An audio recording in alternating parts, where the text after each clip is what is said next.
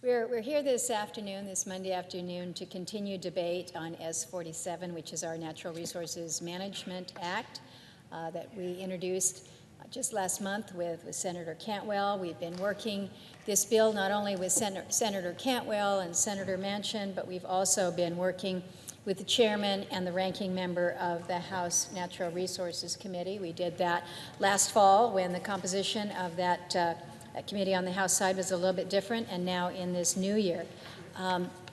But we have been working forward with a commitment from our respective leaderships to bring this measure to the floor early in this Congress, and here we are.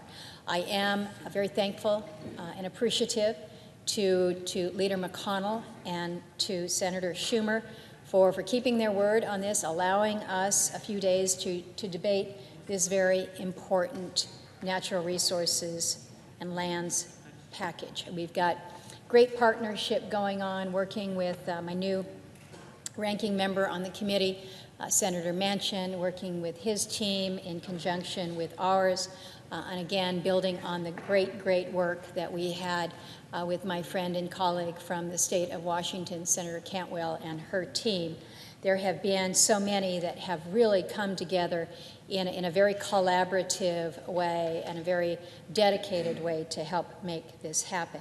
I mentioned the contributions of a few members on our side, a few members on the Democrat side, who have really been engaged with us throughout this process. Senator Gardner, Senator Daines, Senator Wyden, Senator Heinrich, the dozens of members who are on this measure as co-sponsors. We truly appreciate it. We made some good progress last week. We reached agreement to enter into debate on our bill. We considered two amendments. Both of those amendments were tabled in order to preserve what we would refer to as the spirit of the bicameral bipartisan agreement. We anticipate one more amendment to process today before we move to a cloture vote. But I will tell you, I'm pleased that we are at this point as we near the end of the floor debate on this measure. And I'd like to just spend a few moments this afternoon, if I may, Mr. President, to speak to the really extensive process that has gone into this bill. It's a substantive bill. There is no doubt about it, but it is substantive because of the many different, discrete, small provisions that have been incorporated into it. Reaching this point has been no small task. I mentioned last week that the way that we handle many of these lands matters before the United States Senate it's an imperfect process. That is certainly for sure. But so many of these issues are so parochial, they just do not command the floor time that is available here. And so invariably what we effort to do is put together a package of these measures. Well, we really haven't seen a lands package before the Congress ready to move out or actually signed into law, I guess is the best way to say it, since 2014. So that's 5 years of really pent-up demand, if you will, to address these matters.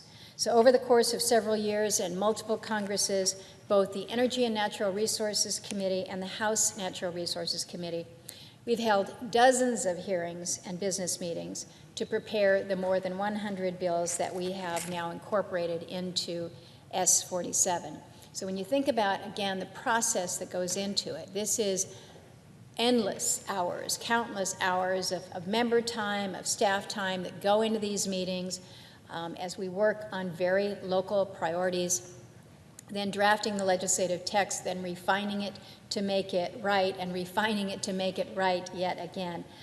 We have also worked for months on a bipartisan, bicameral basis to truly negotiate every word in this bill, literally down to one-tenth of a mile for a certain designation on a specific conveyance there. So really taking a very sharp eye and a sharp pencil to all of the provisions that are in here. And we have really worked to try to incorporate as many local, state, and member priorities as possible. And again, the process that these matters went through in order to get where we are today, this regular order process in the House, in the Senate, and in many cases, and in both, are really quite impressive. Some of the member priorities I've mentioned last week, members have come to the floor, but I indicated that we have included provisions sponsored by at least 50 different senators within this bill. That number rises to about 90 senators when you're counting in co-sponsorship of various members. So again, very, very collaborative in the sense of how we reached out to everyone to ensure that their priorities are heard. We've heard a lot on the floor about the contributions contained within the sportsman's provision, something that I have worked on with members over the course of years with different partners on the other side, whether it was Senator Tester, Senator Heinrich. It's been 3 Congresses running that we have tried to advance a bipartisan sportsman's bill. And so there are so many who are looking with great, great interest into finally passing these sportsman's provisions. There's a provision in here that helps the folks in Tennessee. One of Senator Alexander's priority projects is a special resource study for the James K. Polk Presidential Home in Columbia, Tennessee. This is something that was built in 1916. It's the only surviving private residence of our 11th president. And what we do within this bill is we take that first step to make a determination to ask the question of whether this special place should be designated as a national park unit at some point in the future. So pretty parochial, pretty small, but important to those in Columbia, Tennessee. I mentioned some of the Arizona provisions. Udall Park in Tucson, Arizona is a priority for the Arizona delegation. And it's one of those issues where you have a park, pretty popular local community park in the city, and they've got all kinds of activities that you would anticipate in a small park. You've got baseball, swimming, farmers market. And up until just a couple years ago, the city of Tucson was actually unaware that the federal government even owned this local park. And so what we do in this bill is we clean up the ownership issue, which allows the city then to move forward with the day-to-day activities without facing these federal bureaucratic hurdles that happen back here. So when they want to do something that would be good for that community, like expanding a farmer's market or improving cell service on the softball fields, they don't need to come to us to ask for that kind of permission. Pretty common sense. I mentioned some of the priorities coming out of the state of Louisiana and a measure that Senator Cassidy has been working on, the Lake Bistineau Land Title Stability Act, which I shared the story with some homeowners who'd been on a parcel for 13 years, built their home, want to sell. Then they find out that they can't because they don't have clear title to their land due to an issue with the BLM management survey. So we work with BLM, the state of Louisiana, all this bipartisan work to clear up title. Again, this is something that you wouldn't think that you would need an act of Congress to do, but we do that. Up in the state of Minnesota, worked with their delegation there to modify the boundaries of the Voyageurs National Park. In Georgia, we're expanding the Okmulgee National Monument. This is a prehistoric American Indian site, and we're doing this at the request of the local communities and the tribes. It's got great, strong support from the Creek Indian tribe and the local community. So it's a designation that would help preserve the historic, cultural, and historical values of the area, as well as providing economic benefit and giving a greater opportunity for visitors. So these are some of the various priorities that we have included in this very comprehensive package. Again, these are not things that are going to make the front page of the Washington Post or the New York Times. These are very local, but I can pretty much guarantee that they will be on the front page of the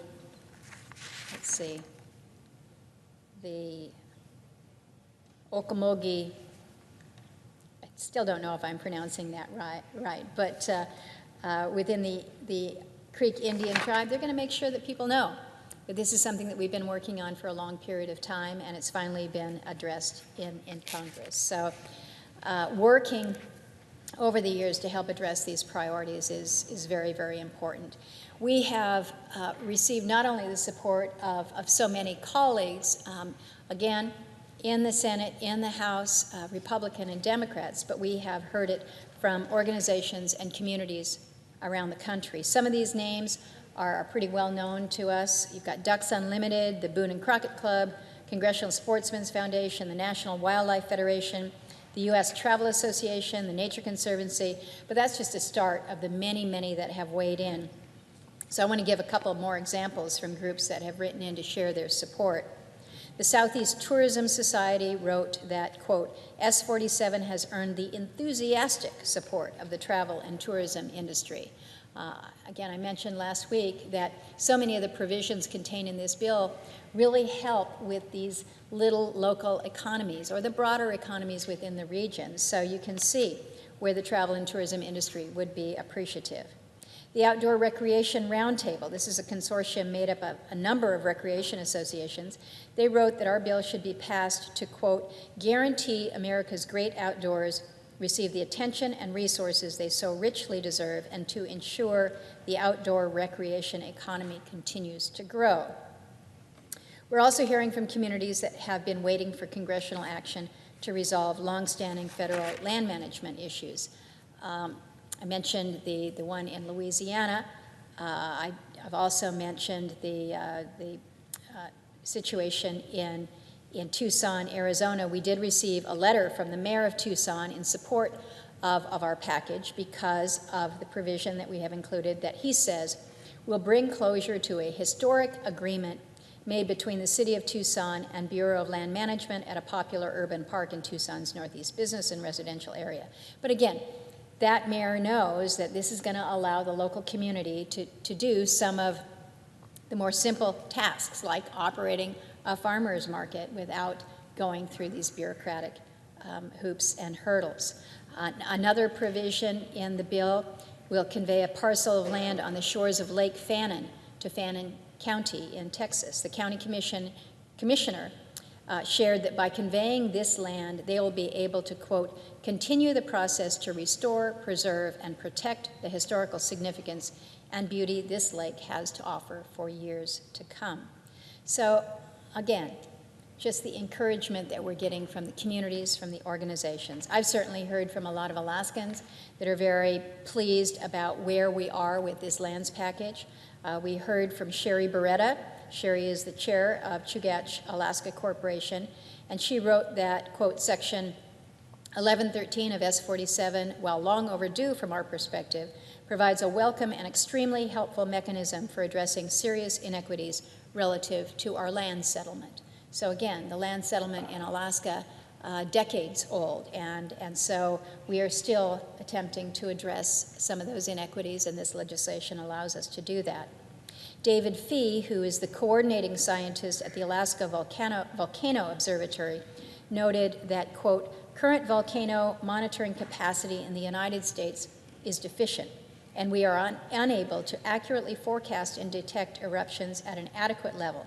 So passing and funding this measure will provide for a safer and more resilient United States. So again, the benefit that we provide for so many around the country. These are just a few of the examples of the many communities and the organizations that support the passage of the bill. We have a full list of our supporters that is available on the committee's website. It runs almost 7 pages long, but I'm going to be submitting for the record not only that consolidated list, but also the many, many, many letters of support that we have received. But these folks, these individuals, these groups, these communities, they're writing in to make their support known because there's good policy in this package. It's good policy that fosters economic development in rural America. It's policies that ensures incredible landscapes are conserved for future generations to enjoy. It's policy that ensures access for sportsmen and women, allows also for greater access for some of our off-highway vehicles. It's policy that enhances our volcano monitoring systems.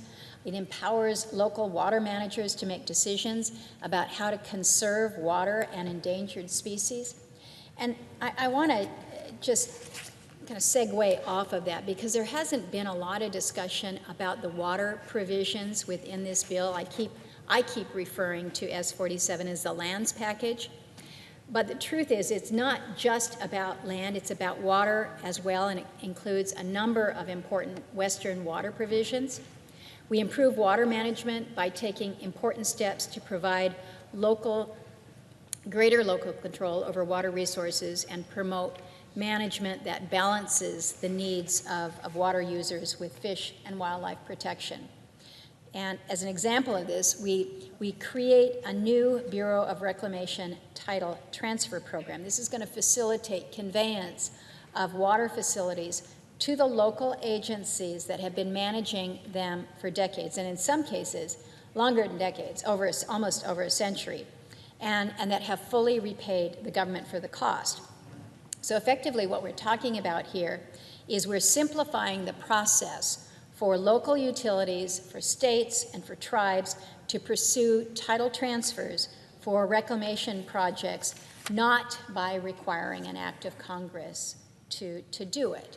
So again, it's simplification, it's common sense, it's making things work. It's a straightforward change in the law that will make a huge, huge difference for the entities in 17 of our western states that manage water projects, canals, other water infrastructure that irrigates more than 11 million acres of land that provides us everything from fresh fruits and vegetables for millions of Americans every day. We also, in the bill, authorize individual title transfers to California and Oklahoma. These provisions will greatly improve water management and incentivize capital investment in water infrastructure while conserving the water resource and protecting public safety. The reauthorization of the Upper Colorado and the San Juan River Fish Recovery Program and Phase 3 of the Yakima Basin Water Enhancement Project are both included in this bill. And both of these are really a great example, I think, of how a collaborative approach to water challenges rather than litigation and conflict result in solutions that benefit water users and the environment. And we've certainly heard from Senator Cantwell on this as it relates to the Yakima Basin project, and again, that very collaborative effort that was involved with that. The Colorado River Project involves bringing 4 species of endangered fish back from the brink of extinction while water development projects move forward.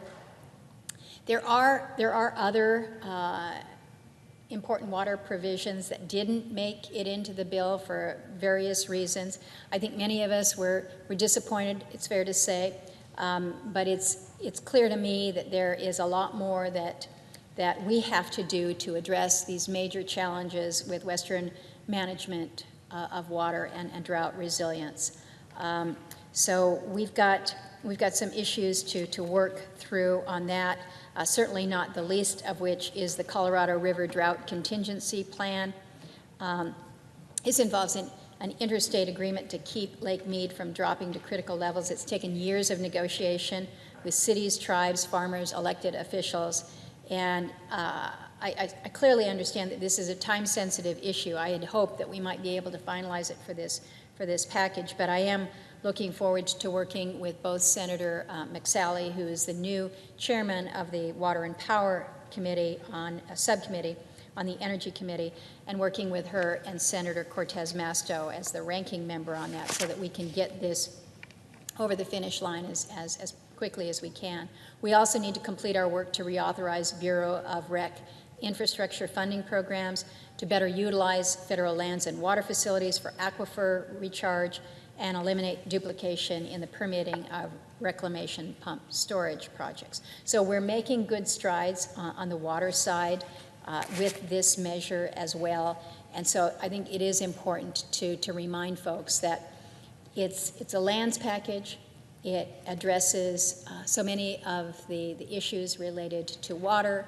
It is a sportsman's package, and it is truly a conservation package as we look to what we have included and incorporated as the permanent authorization of the Land and Water Conservation Fund. So this is a good bill we've got in front of us. We've been able to make it, in my view, a little bit better, even through our substitute amendment. I do know that we have many colleagues that if we had more time, they would say they'd have more amendments that they would like to offer to the package. And we're not going to have time or the ability to come to agreement to add them here. But it's not without a great deal of work that we haven't gotten to this place. And again, the fact that we've been working for years, literally years, to put this together is demonstration of our good faith to try to incorporate as much as we possibly can. And I do want to repeat, and I know that Senator Manchin has as well, this is not going to be our last chance to pass natural resources legislation in this Congress.